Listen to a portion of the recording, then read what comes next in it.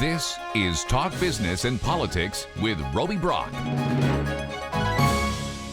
Welcome to today's Talk Business and Politics Daily. I'm Roby Brock. We are glad to have you with us. Day 4 of the 93rd General Assembly, and there were 3 developments at the Capitol today. The Stand Your Ground bill that cleared the Senate Judiciary Committee yesterday was slightly amended to allow for an exemption for once convicted felons. The bill is expected to be voted on Tuesday on the Senate floor and then down to the House. Representative Milton Nix, Democrat of Marion, becomes the latest member of the Arkansas legislature to contract COVID-19 and the first one during this regular session. We wish him well. Lastly, the Arkansas House spent about an hour on Thursday going over its rules for the 2021 session. The biggest item is that the committee process for scheduling bills to run will have a consent agenda that should include non-controversial or technical correction bills, a regular agenda where bills that need testimony from the public or industry representatives are scheduled, and a referred agenda where bills that aren't expected to be dealt with anytime soon will be parked. The goal is to allow for more advanced notice and structure of when a bill will come up for a debate in a committee, and this will limit the number of members of the public who may want to attend the Capitol regularly and have to wait on a daily basis, not knowing when a bill may move. There will also be the ability of a lawmaker to remotely participate in committees and session business. This could apply to legislators who have COVID or quarantined or maybe a caregiver to someone who is COVID threatened. Finally, next week, the legislature will be out on Monday for the Martin Luther King Jr. holiday. They'll also take off for the ceremony of Wednesday's presidential inauguration. So next week, the legislature will only meet on Tuesday and Thursday. And that means we will be producing this show only on Tuesday and Thursday next week. So adjust your calendars accordingly. When we come back from this word from our sponsors, we'll be joined by Democratic Representative Tippi McCullough. She is the House Minority Leader. And later, John Brummett, columnist with the Arkansas Democrat Gazette. Stay tuned. Talk Business and Politics is sponsored in part by Capital Advisors Group and... You'll find us at the end of a lot of long country roads, covering over 60% of the great state of Arkansas. Our 17 electric distribution cooperatives are working day and night to provide reliable, affordable power to over 500,000 homes, farms, and businesses, just like yours. The Electric Cooperatives of Arkansas, your local energy partners. They say an apple a day keeps the doctor away. But if you're looking for something more, Walmart has you covered. We provide quality care, no appointment necessary. Whether you're looking for fresh, healthy groceries to fill your prescription, get a flu shot, or pick up your next pair of glasses, we're standing by with in-store health professionals available across the country to offer patient-first, affordable care whenever you need it. Apples, optional. And welcome back to the program. I'm joined by Representative Tippi McCullough, a Democrat from Little Rock. She is the House Minority Leader. Representative McCullough, it's a pleasure to have you with us. Thank you for being here. Thank you, Roby. I appreciate the invitation. All right, I want to begin with the governor gave his State of the State address earlier this week. And one of the things he talked about, not in great detail, but briefly, was police reforms. This is something that's been a part of a task force that's been going on all summer since last summer when all of the civil unrest was out there. Democrats were very critical of the fact that the governor did not promise or talk about more in terms of police reform. What's the position of the Democratic caucus on this? Yeah, we're, encouraged that the governor's talking about these issues. And I don't care what kind of worker you are. I think all of us would agree that we can all get better at anything that we do, especially when current events happen that show us that there are problems. We can all improve. I don't care if you're a teacher, a policeman, a firefighter, a waiter, or a legislator. We can all do better. And so we're encouraged. Don't know specifics yet about exactly what's coming out. Understand also that there may be some other bills floating around for police reform, and our caucus is likely to have a few of those also. So just encourage the conversations going on, and that there's a possibility of getting some good policy put into play. All right. Obviously, you have been watching the Stand Your Ground legislation that moved out of the Senate Judiciary Committee earlier this week. It is probably going to be taken up on Tuesday by the Senate, which means if it passes, which it is likely to do, it's going to be coming to the House Judiciary Committee that you serve on, as well as 8 other Democrats on that committee as well. Do you have all 9 Democrats opposed to that particular legislation at this point? Yes, sir. I would say at this point that we do. This is something that, of course, is not new to coming to the legislature or new to the state, and so it's something that we are familiar with, and something that we have battled to stop before. And I would say that we're united in committee and looking forward to presenting our case against the bill. I am a pretty good political prognosticator here, and it seems to me that you're going to need at least one Republican on that House Judiciary Committee to keep that bill from moving forward. Do you think there is a Republican on that committee that's going to be on your side? You know, it's hard to tell. You hear different things, and, you know, we do try to have some conversations with our colleagues to talk about these things, but I think it's still a little bit too early, even though the bill's coming very quickly to our committee. I do think that our fellow committee members will listen to the case that's presented, and will, I think, make a decision based on hopefully what the proof is and the evidence is, one way or another, and that we'll do the best thing for the people of Arkansas. Hate crimes would be another major piece of legislation in this legislative session where there will be a lot of discussion and debate. Governor strongly for the bill that is out there with Senator Hendren and Representative Clowney. You are a co-sponsor of that bill too. What do you think is the biggest obstacle for passage of that bill? Well, I think misunderstanding is one of the obstacles. The thing I keep hearing repeated over and over is that these are laws for special groups of people, and this everyone should be treated equally.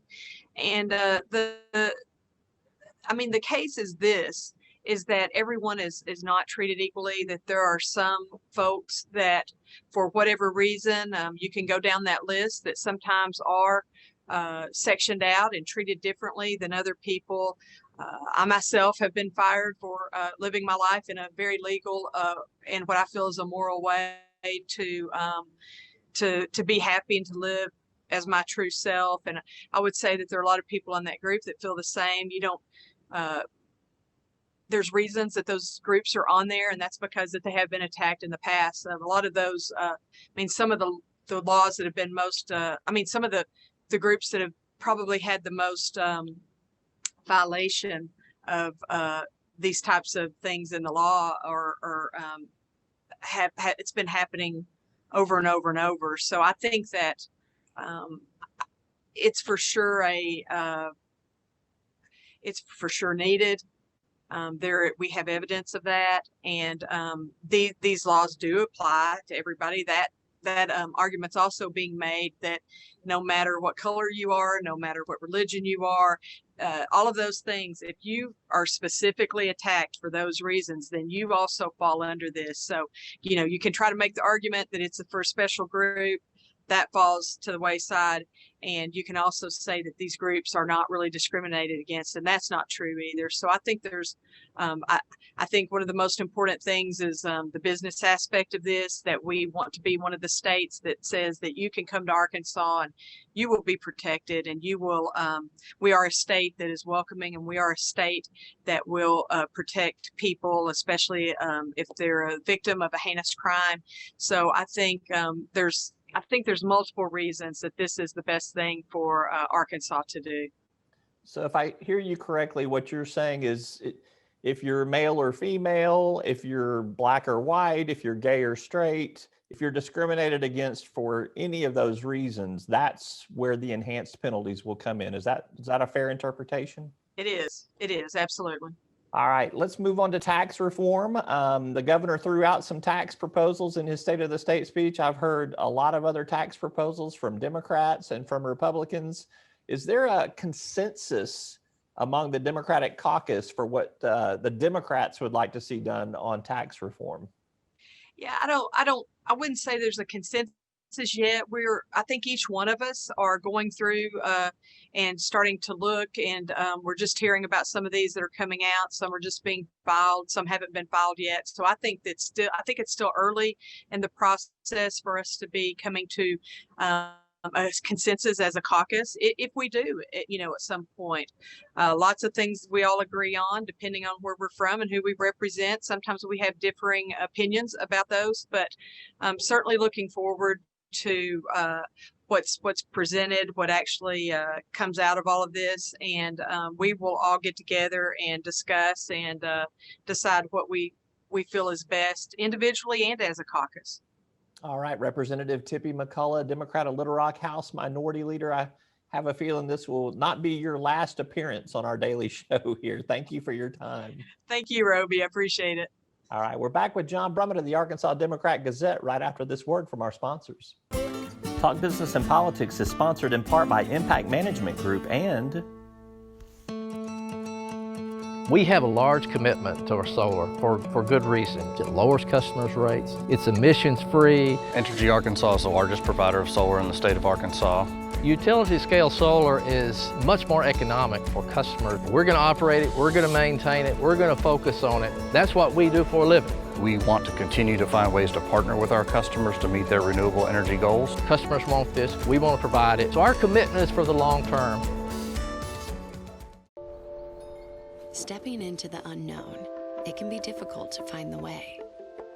But with the compassion of the cross and the security of the shield, obstacles become openings.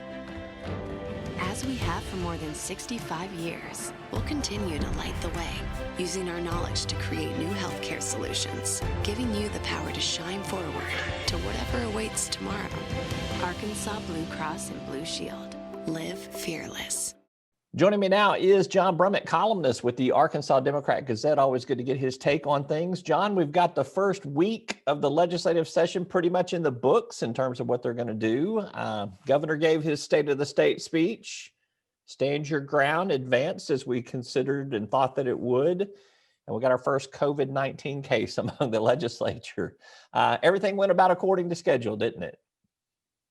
Yeah, that's kind of the first week you would expect. And I think conservative bills are going to go on schedule, and it's going to be a fast-moving schedule, and that's just the way it's going to be in this environment. Tell me what you thought of the governor's speech in terms of what he outlined in that speech, the reaction from the legislature to that speech, and it was the last one he's going to give before a regular session General Assembly. Well, as I wrote today, I found he thanked the legislators for their warm reception, which I said wasn't. It was polite and tepid, not rude. It just, it was a kind of reception you give somebody who's giving a speech you've heard for 7 years before, that they get a little weary. And he's also out of touch with some of these new folks or the new legislature to his right, particularly on the thing that he spent the most time talking about, the most minutes, the most words, the hate crimes issue. He's not an impassioned speaker, so I'm not going to say he gave an impassioned argument for the hate crimes law, but he had some good substance. He quoted a rabbi, he quoted a Chamber of Commerce official, and then when he was done, there was not a single hand clap, not even from the, as I referred to it, the skeletal remains of the Democratic caucus. There was no response. It turns out Democrats had made a calculated decision.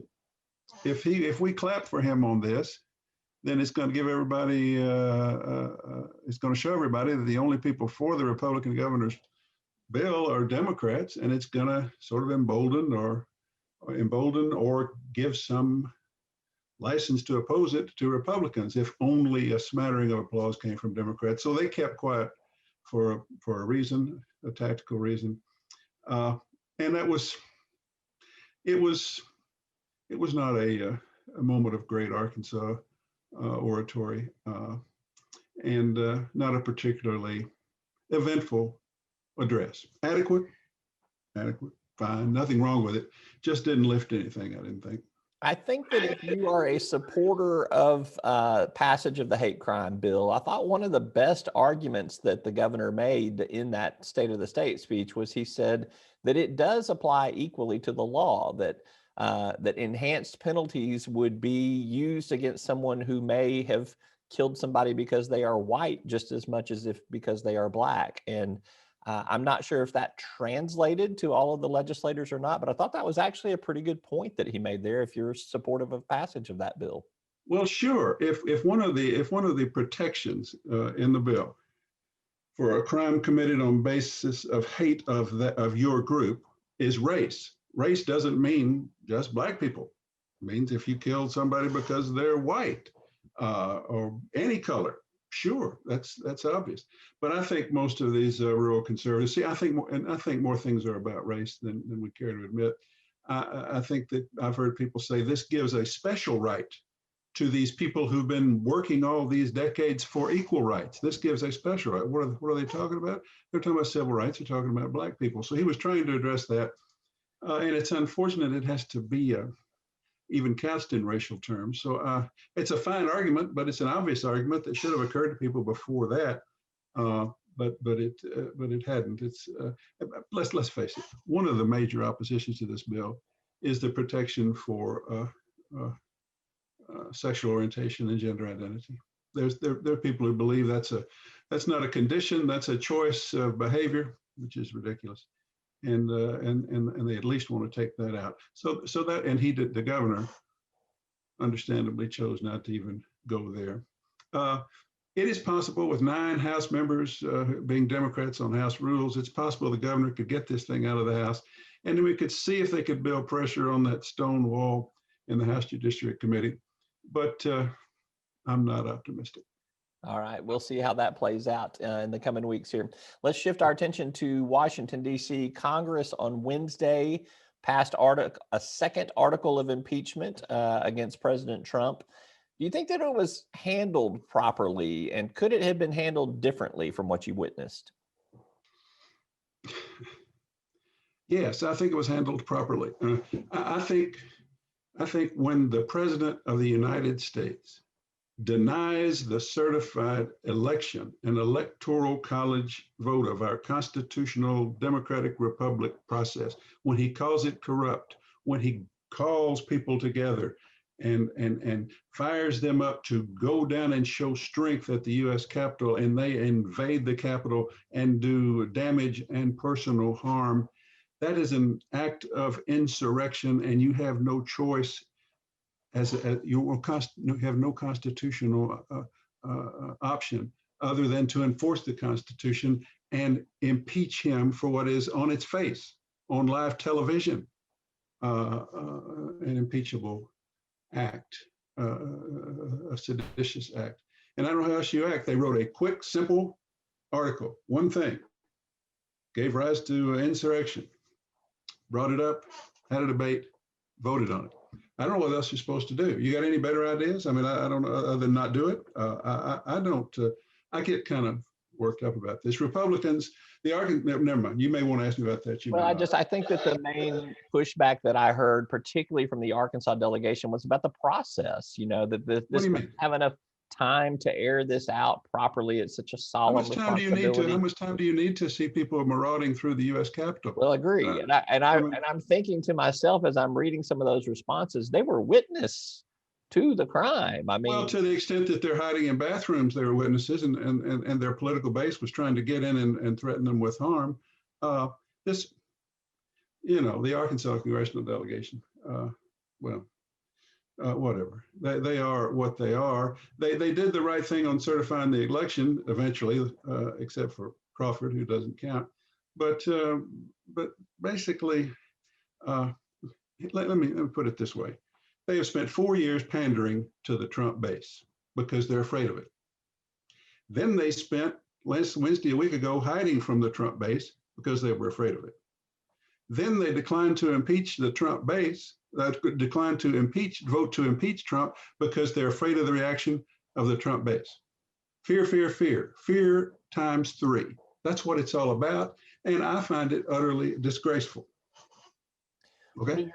What are your expectations for the Senate? It goes down there. Senate Majority Leader today, Mitch McConnell, says he's not taking it up. Senate Majority Leader Schumer tomorrow or down the road says that they will. What do you think is going to play out in the Senate? McConnell's not going to do it. And it's hard to say what that means. There's this, these things don't occur without some reason.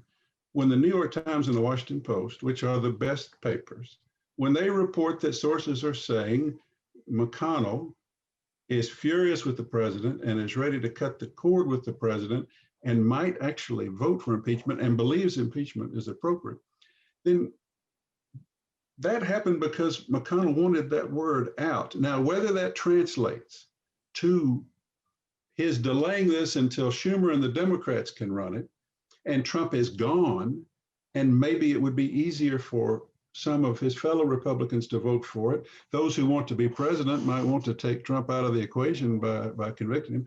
That's possible. It is possible that by delaying it until the next Senate and McConnell's strange signals, that all of that means they might come up with what, 17 Republicans out of 48 who would vote for it. I'm holding out the possibility that under the next circumstance could happen, but I'm not sure. I don't know. It's an uphill climb. But right now, I would be, if I had to pick, I would say convicting in the Senate, impeachment conviction in the Senate, I'd give that better odds than I would passing a hate crimes law in Arkansas to bring these two things together. Not real good odds for either, but I'd make them a little better. Now, you want to talk about a strange new presidency. Joe Biden is going to try to get through this inauguration without civil war. And then he's got big stimulus. He wants to give everybody $2,000. He wants to do a lot of other things, big policy things.